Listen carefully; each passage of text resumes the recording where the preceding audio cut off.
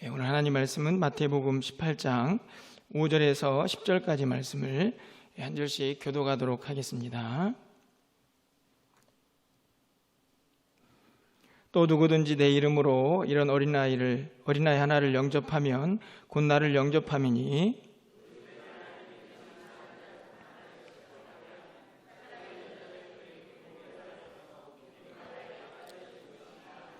실족하게 하는 일들이 있음으로 말미암아 세상에 화가 있도다. 실족하게 하는 일이 없을 수는 없으나 실족하게 하는 그 사람에게는 화가 있도다.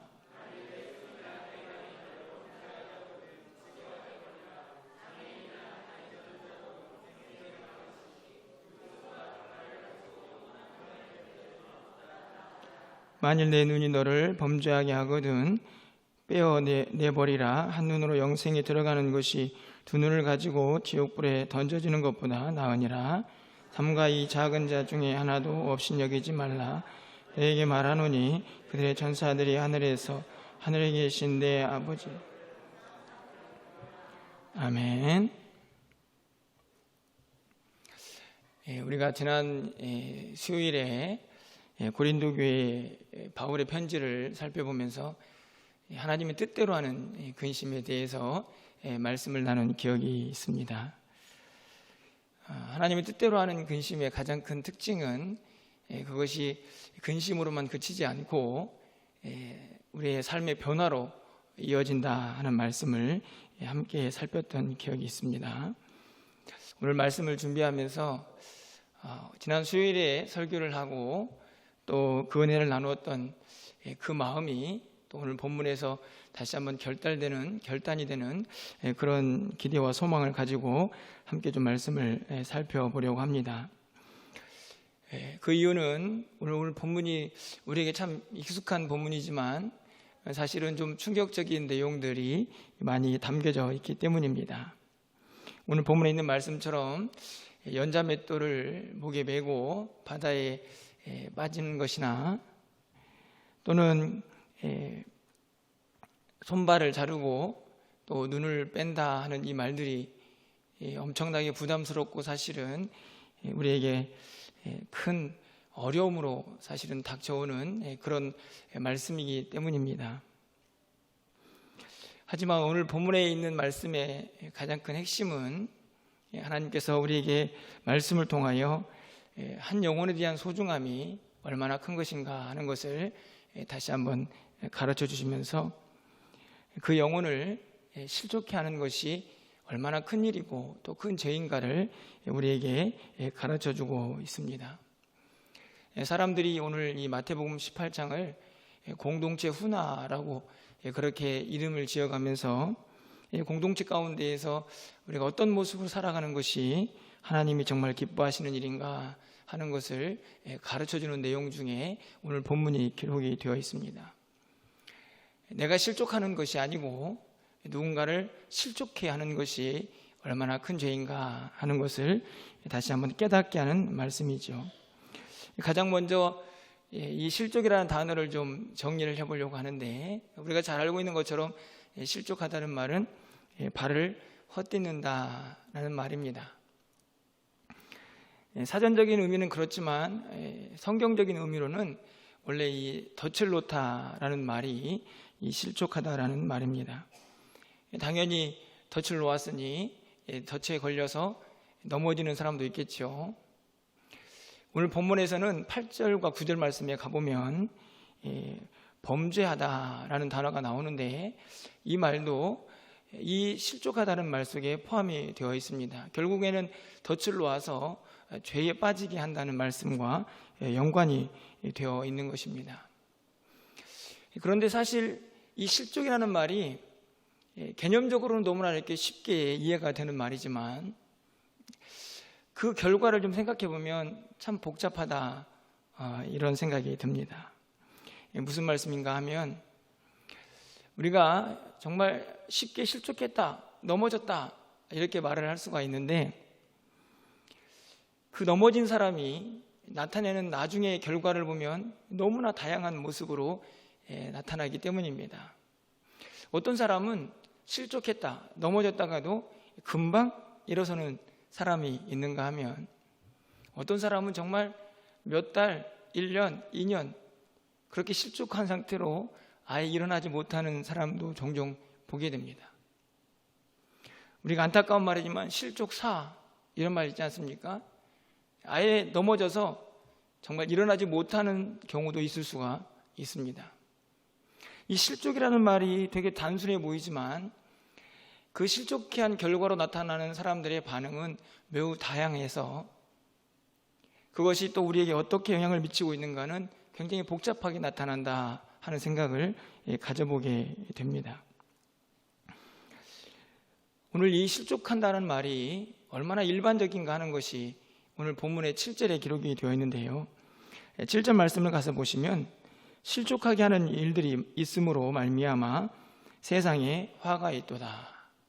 이 화가 있다는 말은 다른 말로 하면 불행하다는 말입니다.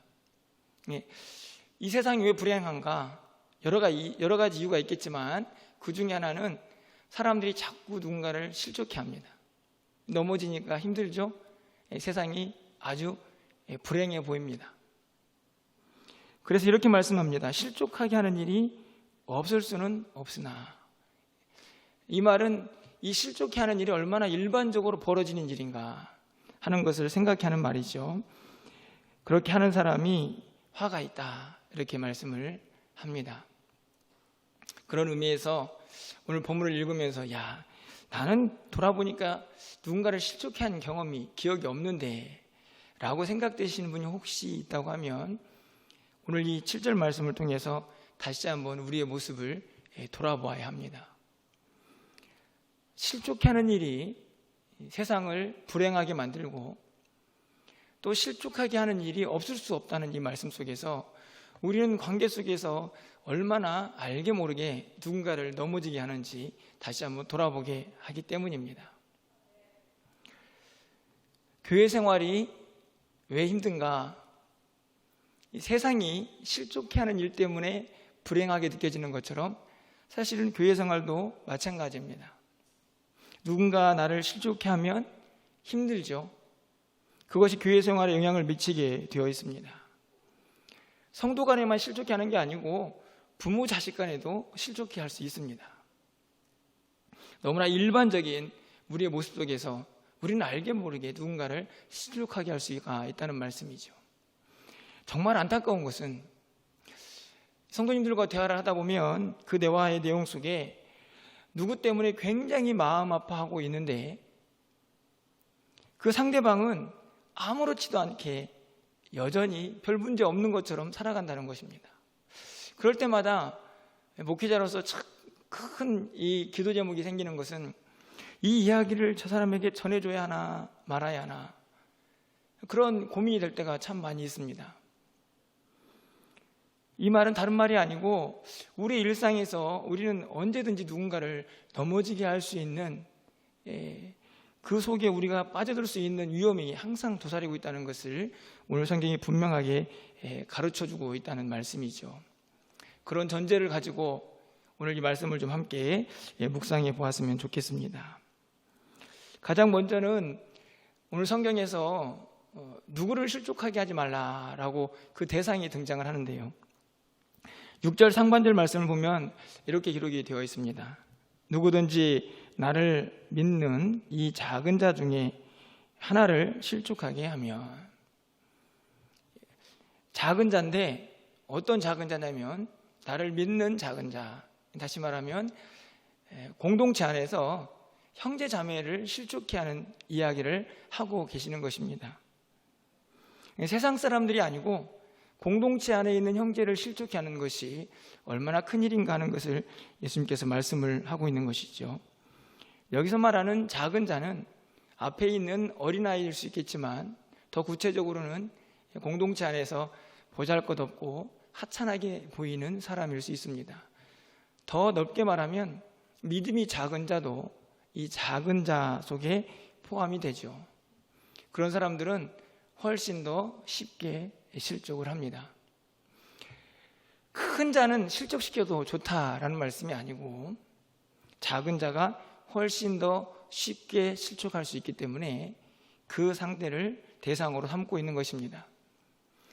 하찮고 보잘것없기 때문에 어떻게 쉽게 접근할 수가 있느냐? 10절 말씀을 가서 보시면 상반절에 삼가 이 작은 자 중에 하나도 업신여기지 말라. 작고 보잘것없기 때문에 함부로 여깁니다. 업신여기는 것이죠. 가볍게 상대방을 대하게 됩니다. 자연스럽게 그것은 상대방을 실족해하는 일로 다가갈 수가 있는 것입니다. 오늘 성경은 믿는 자 중에서 특별히 믿음의 형제 자매들에게 그들이 아무리 하찮고 보잘것없어 보여도, 그리고 더 나아가서 그들의 믿음이 정말 작고 연약해 보여도 그들을 절대로 실족해 해서는 안 된다라고 말씀을 하고 있는 것이죠. 고린도전서 8장 13절에서 바울도 이렇게 이야기하지 않습니까? 그러므로 만일 음식이 내 형제를 실족하게 한다면 나는 영원히 고기를 먹지 아니하여 내 형제를 실족하지 않게 하리라. 이게 바울의 고백이기도 하지만 성도들을 향한 다짐이기도 합니다. 만약에 음식을 먹는 것이 누군가를 실족하게 한다고 하면 나는 그 음식을 절대 먹지 않겠다.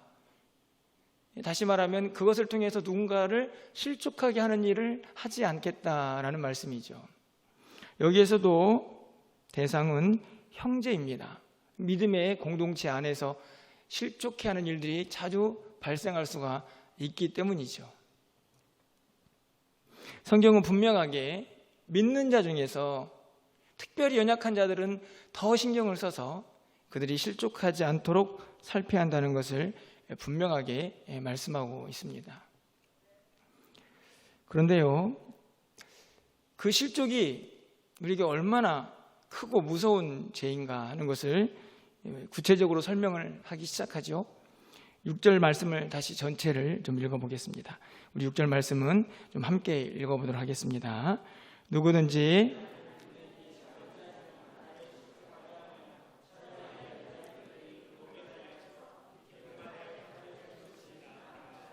아멘.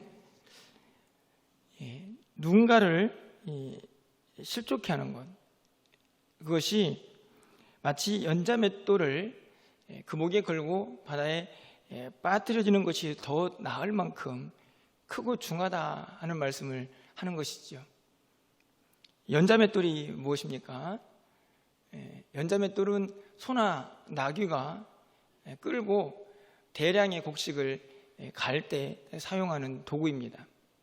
제가 자료를 좀 찾아봤더니 큰 맷돌은 지름이 1.2에서 1.5m 정도 되고 무게가 한 1톤 정도 나가는 맷돌이 있다고 합니다.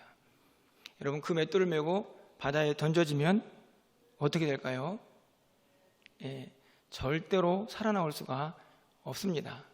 이 말은 쉽게 말하면 완전한 죽음을 의미하죠.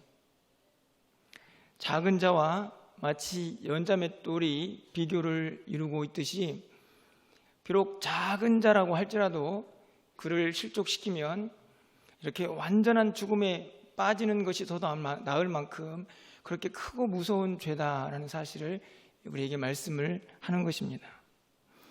7절 하반절에서는 실족하게 하는 그 사람에게는 화가 있다 이렇게 말씀하시더니 8절과 9절에서는 조금 더 구체적인 설명을 하시죠. 8절 말씀을 보면 만일 내 손이나 내 발이 너를 범죄하게 하거든 찍어내버리라. 실족한다는 말이 아까도 말씀드렸던 것처럼 범죄하다라는 말로 바뀌어서 설명됩니다. 9절 말씀에서는 만일 내 눈이 너를 범죄하게 하거든 빼어내버려라. 여러분, 연자맷돌을 메고 바다에 빠뜨려지는 거나 그리고 손, 발을 자르고 눈을 빼는 것이 사실 얼마나 무서운 이야기입니까? 그런데 제가 이 말씀을 대하는 저 자신을 포함해서 많은 분들의 모습을 보면 대부분 다 둘 중에 하나가 아닐까 생각이 듭니다. 하나는 정말 문자적으로 해석해서 그래, 정말 무서운 하나님이야 라고 생각하는 부류가 있을 수 있습니다. 또 한 가지는 아예 반대로 그냥 비유일 뿐이야, 이건 그냥 추상적인 것이지 실제로 내 손과 발을 자르고 눈을 빼며 연자맷돌을 맬 이유가 뭐가 있어? 라고 생각을 할 수도 있습니다. 여러분은 어느 쪽에 더 가까우십니까? 제가 보기에는 우리들의 삶의 모습은 후자 쪽에 훨씬 더 가깝습니다.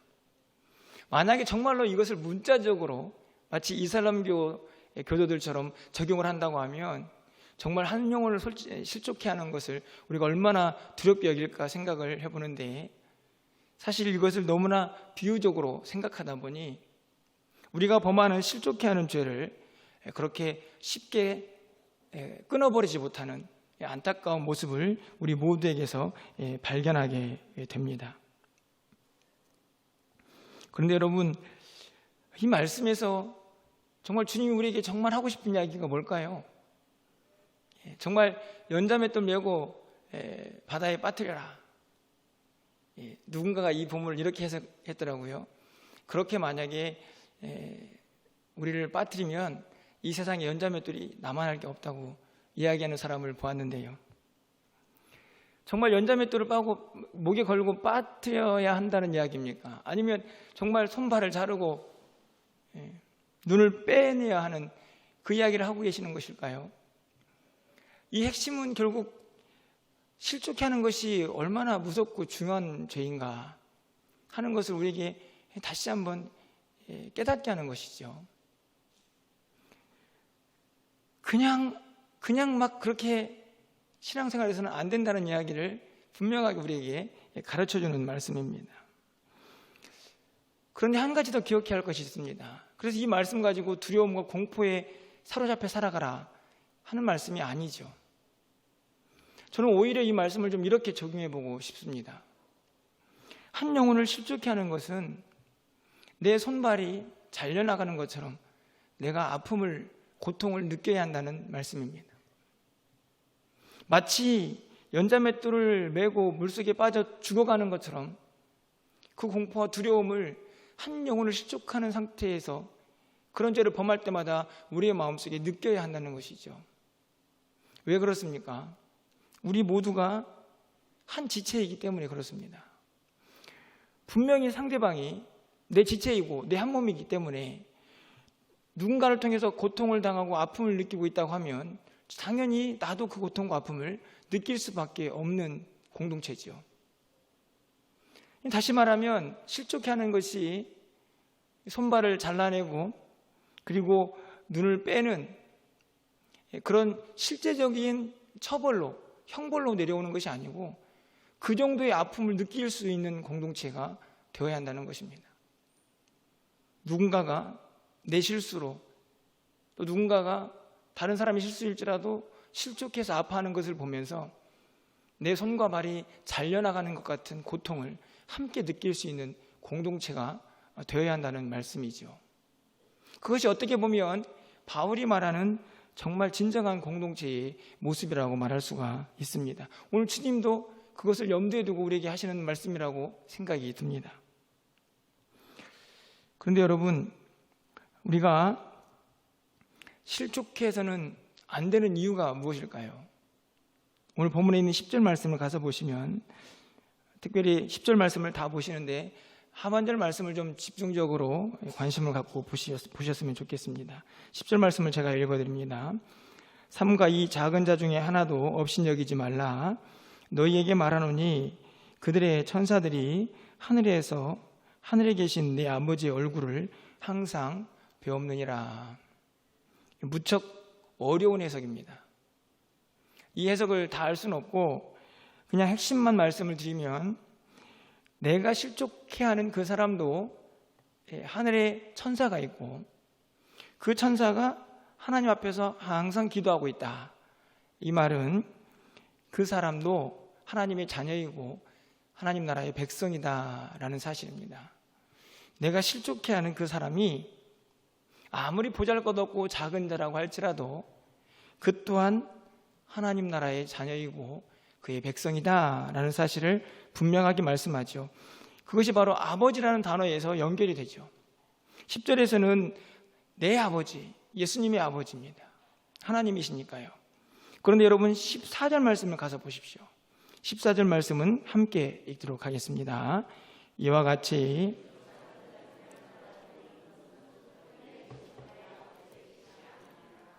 이 본문을 보면 내 아버지에서 어떻게 또 더 성장 확장이 됩니까? 너의 아버지. 다시 말하면 우리 모두의 아버지입니다. 하나님을 한 아버지로 부르는 공동체죠. 그래서 그 아버지의 뜻이 아니다. 그것은 아버지의 마음이 아니라는 것입니다. 우리가 실족해하는 그 영혼이 하나님의 자녀이고 그 역시도 하나님을 아버지로 부르는 한 공동체인데 그 영혼을 잃어버리는 것은 결코 아버지의 뜻이 아니라는 말씀이죠. 아버지의 뜻이 아니라는 말은 저는 다시 해석해 보면 아버지가 아파한다는 말입니다. 그렇지 않습니까? 여러분이 부모된 입장에서 여러분의 자녀들이 서로 헐뜯고 실족해하고 맨날 싸우면 여러분의 부모된 입장에서 어떤 생각이 드십니까? 마음이 아프죠. 아버지의 뜻이 아닙니다. 오늘 본문에서 14절 말씀은 정확히 이해가 되죠. 누군가를 실족해 해서 그 영을 잃어버리는 것은 절대로 아버지의 뜻이 아니다. 아버지가 몹시 아파한다 하는 이야기입니다. 오늘 본문에서 우리에게 강조하고 있는 말씀은 우리가 누군가를 실족시키지 말아야 할 이유는 다른 데 있지 않고 그 죄가 너무나 크기 때문에 내 손발이 잘려나가는 것 같은 고통을 우리가 깨달아야 하고 동시에 하나님 아버지의 마음으로 그 일들이 아버지를 얼마나 가슴 아프게 하는지를 우리가 깨닫고 이해해야 한다는 말씀입니다. 그럴 때만이 우리가 누군가를 실족해 하는 그 일을 멈출 수가 있다는 말씀이죠. 그러면 우리는 구체적으로 어떻게 해야 할까? 이 오늘 본문에 이 마태복음에 있는 18장 말씀이지만 이 본문의 병행구가 마가복음에도 있고 누가복음에도 있습니다. 그런데 그 끝에 나오는 결말들은 굉장히 다른 단어들을 소개하고 있습니다. 그래서 오늘 말씀을 맺으면서 하나님께서 각 병행구절에서 우리에게 가르쳐 주시는 실족해하지 않는 방법을 간단히 말씀 구절을 통해서 살펴보려고 합니다. 오늘 본문에서는요, 우리가 실족해하지 않기 위해서 가장 먼저 생각해야 할 것은 겸손한 것입니다. 오늘 4절 말씀 보면 자기를 낮추는 자, 5절 말씀을 보면 어린아이를 영접하라, 그리고 10절 말씀 보면 업신여기지 말라라고 말씀하죠. 모두가 다 겸손하라는 말입니다.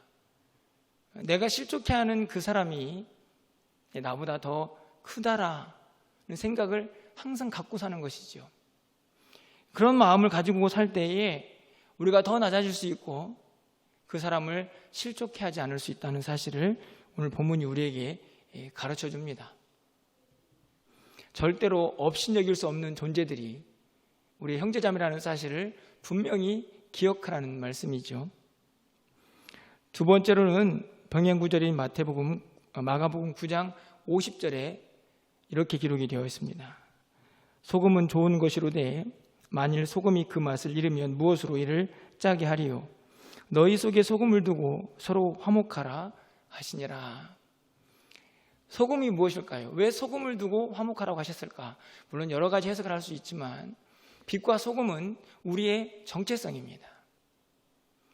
하나님께서 우리를 세상의 빛과 소금으로 부르셨죠. 소금을 두라는 말은 우리의 본분을 다하라는 이야기입니다. 우리의 성도로서의 본분을 지키면서 화목하는 것을 잊지 말하는 것이죠. 그 마음을 갖고 있는 사람이 어떻게 상대방을 향하여 실족해하는 일을 행할 수가 있겠습니까? 마지막으로 누가복음 17장 똑같은 병행구절에 3절 말씀에 이렇게 기록하고 있습니다. 너희는 스스로 조심하라. 만일 내 형제가 죄를 범하거든 경고하고 회개하거든 용서하라.